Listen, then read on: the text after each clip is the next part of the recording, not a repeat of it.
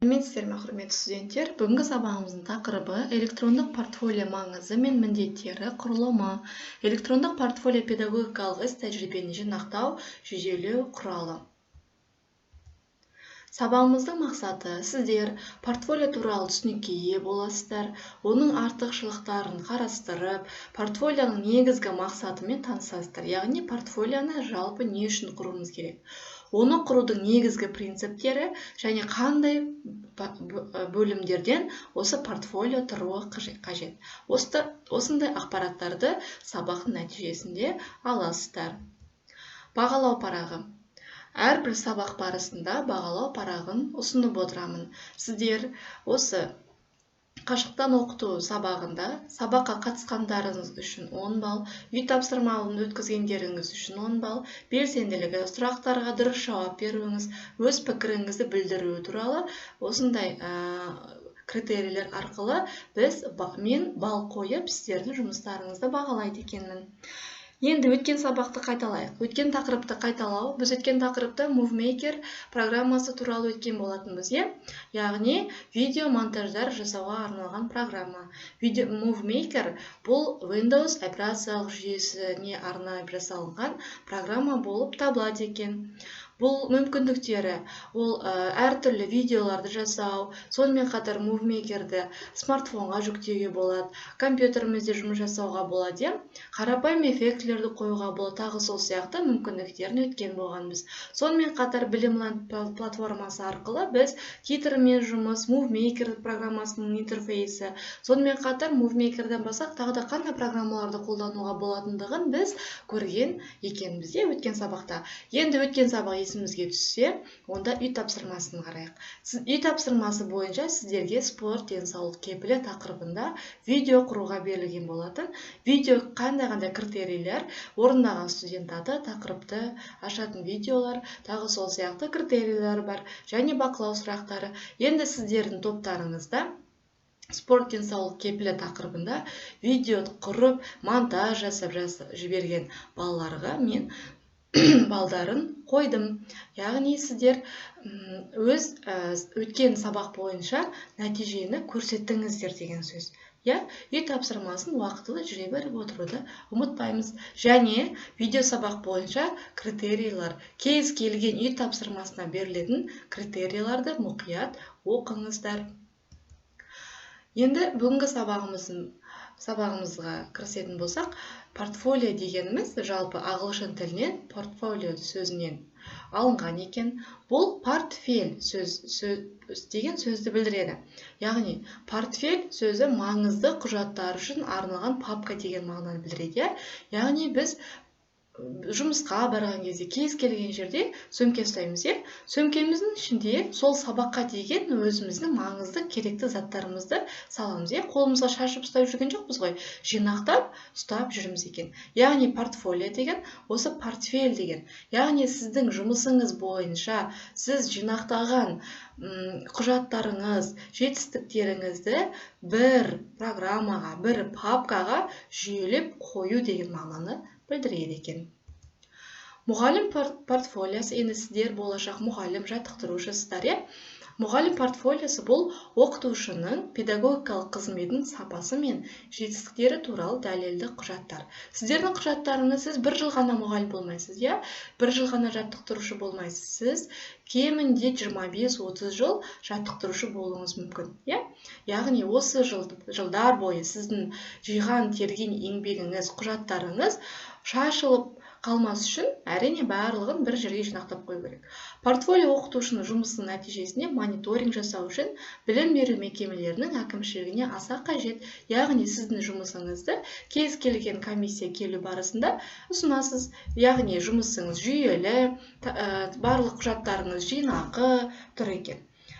Ары қарай аса қажет. Бір жағынан педагогтың өзін бақылауы және білімін көтеріп отыру үшін де маңызды. Портфолио құру барысында біз ол жинаған құжатымыздың жинақылығын, жүйелілігін көреміз. Егер аз болса ой келеді, тағы да мен мынаны көбейтуім керек екен, менде осындай жетістік бар екен деп адамға ой туады. Осы ой туу барысында ол жұмысқа деген бір жағынан психологиялық тұрғыда жұмысқа деген адамның мотивациясы көбейеді. Яғни мына папкамды толтырсам екен, мынандай папканы жинақтасам екен, жетістіктерімді көбейтсем екен деген сияқты портфолионы құру барысында адамның өзінде, оқытушыда, мұғалімде, жаттықтырушыда, кез келген педагогта бір мотивация туындайды екен. Яғни құжатты жинақтау барысында сізге жұмысқа деген құлшылығыңыз аса түседі екен. Енді мұнда суретте көрсетілгендей портфолионың бір бетінің, алғашқы бетінің деп айтсақ болады, суреті көрсетілген. Портфолионың негізгі мақсаты мұғалімнің, педагогтың кәсіби өсуінің мониторингінің, кәсіптік нәтижелерінің жетістіктерінің талдауын қамту. Яғни осы жетістіктерді, талдауды, нәтижелерді көру үшін мониторингті бір қалыпқа, жүйеге келтіру үшін бізге портфолио құрудағы негізгі мақсат осы екен. Суретте сіздерде көрініп тұр, портфолионың екі түрлі мысалы келтірілген. Жаңағыда алдыңғы слайдта, және келесі слайдта портфолионың түрлері көрсетілген. Қазақша және орысша түрі көрсетілген екен. Мұғалімнің электронды портфолиосын құрудың негізгі принциптері жүйелілік. Мен бағана бір айтып отырмын, жүйелі документтеріміз, құжаттарымыз, өзімізге керекті деген әдістемелік нұсқаулықтар, әдістемелік көмектер, осының барлығы жүйелі түрде ұстап отыру керек екен. Мәліметтердің нақтылығы мен ауқымдылығы. Портфолиоға кез келген ұзақ бір мәліметтерді сала беру, ол да адамның қызығушылығын, қарап отырғандағы зейінін кемітеді екен. Сондықтан портфолиодағы мәліметтер қысқа да нұсқа болуы қажет. Көрнекілік. Яғни портфолио мұнда көріп отырмыз, әртүрлі фондық сурет, оюлар, жапырақтар, оқытушыға, мұғалімдер, педагогтарға байланысты әртүрлі бір кескіндер қойылған, мысалға. Бұл дегеніміз көрнекілік. Яғни осы сіздің портфолионыздың көз тартарлығы, адамның зейінін аударатын көрнекілік құралдарының пайдалануы негізгі принциптерінің бірі болып табылады екен. Ақпараттың объективтілігі, ақпараттың дұрыс берілуі, ақпараттың мағынасының дұрыс ашылуы болып табылады екен. Мұғалім портфолиосының артықшылықтары. Әртүрлі жұмыс бағыттарын қамтитындығы, жүйелі және толықтырулар енгізу мүмкіндігі, портфолионы жасап қойып, оны өзгертуге келмей қалатындай қылып болмау керек екен. Яғни, ол үнемі толықтырылып отыруды қажет етеді. Сондықтан портфолионы кез келген бағдарламада құру үшін оның енгізу, түзету мүмкіндігіне ие болатындай қылып жасау қажет екен. Жекелеген жүйелі өзгерістерді енгізу, бұл осындай жеке-жеке құжаттар, белгілі бір жүйелі өзгерістерді енгізіп отыру. Өзара ақпарат және тәжірибе алмасу мүмкіндігі. Сіздің портфолионыңызды қарап отырған келесі бір оқытушы осындай бір мағлұмат алып, тәжірибе алмасатындай құнды ақпараттар болатындығы артықшылығы екен. Яғни, бір-бірімен ақпарат алмасып, тәжірибе алмасады екен оқытушылар. Портфолио жасақтаудың шығармашылық сипаты. Өзі және өзгелер үшін тиімділігі мен пайдалылығы, жасақтаудағы дербестік пен белсенділіктің жоғарылығы. Осының барлығы мұғалім портфолиосының артықшылықтары болып табылады екен. Портфолионы жүргізудегі ережелер. Портфолиоға кіретін материалдар құр біреудің тәжірибесін көшіріп алмай, өзіңіздің жасаған жұмысыңыздың нәтижесі болуы қажет. Ондағы жұмыс нәтижелері арқылы мұғалімнің құзыреттілігінің деңгейі бағалау мүмкіндігі болуы қажет. Яғни сіздің портфолионызды көре отырып, мынау осындай оқытушы екен, осындай жаттықтырушы екен деп сіздің дәрежеңізді, сіздің жұмысыңыздың шеберлігін көрсетуі қажет. Портфолио арқылы мектеп әкімшілігі, не болмаса кез келген жұмыс орны, оқу орнының әкімшілігі мұғалімнің педагогикалық шеберлігінің, жетістіктерінің өзгеру динамикасын бағалай алуы қажет. Яғни сіздің жұмысыңыздың нәтижесін бағалай алуы қажет болатындай портфолионы құру керек екен. Бұл негізгі ережелер болып табылады. Әрине, енді сонымен қоса сауаттылықты, мәдениеттілікті де қажет етеді екен. Портфолио қандай бөлімдерден тұрады? Жаңа біз айттық, жүйелі, артық ақпарат жоқ, тек қысқа да нұсқа. Ең бірінші, титульный бет дейміз ғой, сыртқы өң беті, титулдық беті. Бірінші бөлім педагог туралы жалпы мәлімет, толық мәлімет. Сіздің жұмыс өтіліңіз, суретіңіз, санаты, белгілі бір дәрежелеріңіз осы педагог туралы жалпы мәлімет бірінші бөлімге кіреді. Екінші бөлім педагогикалық іс-әрекеттің нәтижесі, яғни сіздің жұмысыңыздың нәтижелері болып табылады екен. Үшінші бөлім ғылыми әдістемелік іс-әрекеттің нәтижесі. Мұғалім тек қана сабақ беріп, жаттықтырушы тек қана үйретіп қана қоймай, сол өзі жұмыс жасап жүрген сала бойынша ғылыми жұмыстармен де айланысу керек. Сол ғылыми сіздің әдістемеңіз, өз шеберлігіңіз туралы, осы іс-әрекеттеріңіздің нәтижесі туралы бөлім екен. Төртінші бөлім сыныпта тыс жұмыстар туралы. Жаңағы үшінші бөлімге бұл әдістемелік іс-әрекеттің нәтижелері, яғни сізде оқушылардың жетістіктері осы бөлімге кіреді. Екінші бөлімге сіздің өзіңіздің осы саладағы жетістіктеріңіз туралы мәліметтерді салуға болады. Төртінші бөлім сыныптан тыс жұмыстар туралы мағлұмат. Сыныптан тыс жұмыстар, енді сіздер кейін дене тәрбиесі мұғалім болсаңыздар, сыныптан тыс қандай жарыс сабақтар, әртүрлі сабақтар өткізсеңіздер, осындай ақпаратты қамтитын бөлім екен бұл. Енді жаттықтырушы ретінде сіздердің әртүрлі жарыстарға барасыздар, оқушыларды дайындайсыздар. Сол кезде осы педагогия, ғылыми әрекеттер нәтижелері бұл сіздердің әртүрлі жарыстардан, турнирлардан алатын грамоталарыңыз, медальдарыңыздың туралы ақпаратпен қамтылуы қажет. Оқу материалдық база, яғни тек қана практикалық жұмыс емес, оқытушылар теориялық жұмыспен де айналысады. Яғни сіз балаға қандай ақпарат бересіз, қалай сабақ үйретесіз, өзіңіздің тактикаңыз, өзіңіздің шеберлігіңіз, осының барлығы белгілі бір оқу материалдармен бірге қамтамасыз етіледі, бірге жүреді. Яғни осы оқу материалдарыңыз туралы 5-ші бөлімде енгізуге болады екен. Мынау енді жалпы интерфейсі, қандай бөлімдерден тұрады, және дизайны, және көрнекілік деп айттық, негізгі принциптерінің бірі.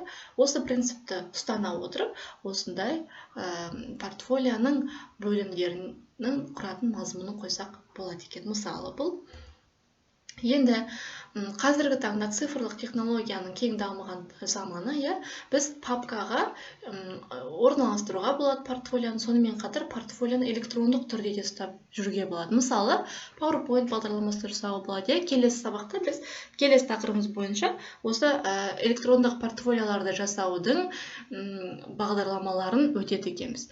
Енді электрондық портфолио деп айтауынан көрініп тұр, яғни қолға қағаз ұстамай, қағаз жұмыстарымыз көбейтпей, оны электрондық кез келген жерде, смартфонда да көрсетуге болады. Міне менің портфолиям деген сияқты, мысалға, кез келген тексеріс кезінде. Сонымен қатар компьютерден де көрсетуге болады. Онлайн режимде қалай портфолияны құрылу керектігін біз келесі сабақта өтеміз. Ал жаңағыдай тексеріс кезінде осы құрылған портфолияларыңызды онлайн түрде көрсетуге болады. Ол үшін мен қазір бір сайтпен сіздерді таныстырып өтемін. Сол сайт арқылы өзіңіздің электрондық онлайн портфолио құрып қоюға болады, және кез келген жерде оны көрсетуге болады екен. YouTube видео хостингі арқылы видео көрсетіледі, бірақта ePortfolio.kz деген сайт бар. Бұл осы логотип ePortfolio сайтының логотипі болып табылады. Видеоға назар аударайық.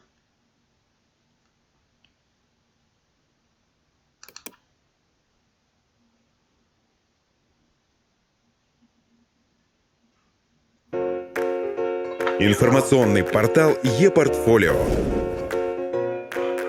Современное решение для систематизации и обобщения результатов наработанного опыта педагогов в электронном формате. Один из мощнейших инструментов самоорганизации и самодиагностики профессионального роста. Создавайте свое портфолио уже сейчас. Все достаточно наглядно, удобно и надежно.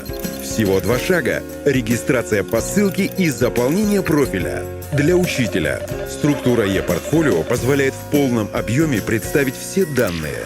Образование, профессиональный путь, аттестации, повышение квалификации, достижения как самого учителя, так и учащихся, листы наблюдения уроков, мониторинг качества знаний. Для управления образованием.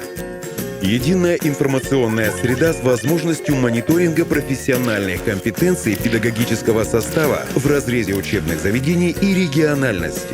Консолидированный свод данных для всех. Простота использования, визуализация данных, поддержка использования на компьютерах, планшетах и смартфонах. Мы отменяем бумажную волокиту. Вступайте в эру цифровизации Казахстана вместе с группой компаний Центрсофт.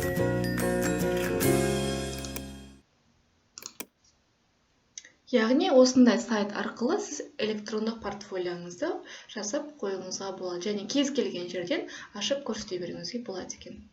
Бағалау парағын ұмытпаймыз. Сабаққа қатысқандарыңыз бойынша бағалау парағы арқылы балдарымды қойып отырамын. Үйге тапсырма силабуста, дот сайтында, дилер сайтында біздің дот бойынша силабуста осы портфолио туралы мәтін берілген дәріс материалы бойынша дәптеріңізге конспект жазып аламыз.